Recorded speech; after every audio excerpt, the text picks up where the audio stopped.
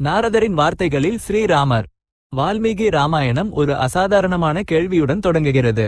தேவர்ஷி நாரதர் மகரிஷி வால்மீகியின் ஆசிரமத்திற்கு சென்றபோது அந்த முனிவர் மிகவும் செல்வந்தரான அரசனை பற்றியோ வலிமைமிக்க வீரனை பற்றியோ அல்லது சிறந்த அறிஞனை பற்றியோ கேட்கவில்லை. அதற்கு பதிலாக அவர் கேட்டார், அனைத்து நட்பண்புகளையும் கொண்ட ஒரு மனிதன் இன்று இந்த உலகில் வாழ்கிறானா? வால்மீகி அத்தகைய மனிதனிடம் தான் தேடும் குணங்களை பட்டியலிட்டார். நட்பண்புடைய, வலிமைமிக்க, தர்மவான், நன்றியுள்ள, வாய்மையான, தனது சபதங்களில் உறுதியான, மாசற்ற சீலமுடைய, அனைத்து உயிர்களிடத்தும் கருணையுள்ள, கற்றறிந்த, திறமையான, காண இனிய தோற்றமுடைய, தன்னடக்கமுடைய, கோபத்தை வென்ற, தேஜஸ்வியான மற்றும் பொறாமையற்ற ஒரு மனிதன் இருக்கிறானா என்பதை அவர் அறிய விரும்பினார். வால்மீகி மற்றொரு சிந்தனையை தூண்டும் கேள்வியுடன் முடித்தார். போரில் தூண்டப்படும்போது யாருடைய கோபத்தைக் கண்டு தேவர்களும் அஞ்சுகிறார்களோ அவன் யார்? நாரதர் புன்னகைத்து அத்தகைய மனிதன் உண்மையில் இருக்கிறான் என்று பதிலளித்தார். அவர்தான் இக்ஷ்வாகு வம்சத்தின் புகழ்பெற்ற இளவரசரான ஸ்ரீராமர். பின்னர் நாரதர் ராமரின் அசாதாரண ஆளுமையை விவரித்தார். ராமர் அபாரமான உடல் வலிமையை கொண்டிருந்த போதிலும் அதை ஒருபோதும் தவறாக பயன்படுத்தவில்லை. அவர் எப்போதும் உண்மையையே பேசினார். மிகவும் கடினமான சூழ்நிலைகளிலும் தர்மத்திலிருந்து விலகவில்லை.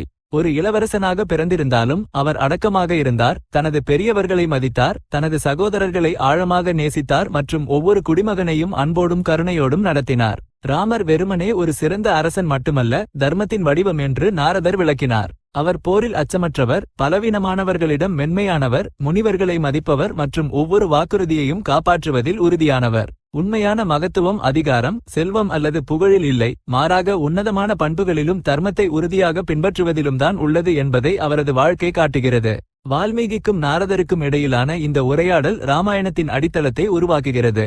ராமரின் வாழ்க்கையை விவரிப்பதற்கு முன்பு இந்த இதிகாசம் இலட்சிய மனிதனின் குணங்களை நிறுவுகிறது. ராமாயணத்தில் நடைபெறும் ஒவ்வொரு முக்கிய நிகழ்வும் இந்த நட்பண்புகளில் ஒன்றையோ அல்லது அதற்கு மேற்பட்டவற்றையோ விளக்குகிறது. இது வெறும் கதையாக இல்லாமல் தர்ம சிந்தனையுள்ள வாழ்க்கைக்கு ஒரு காலமற்ற வழிகாட்டியாக அமைகிறது.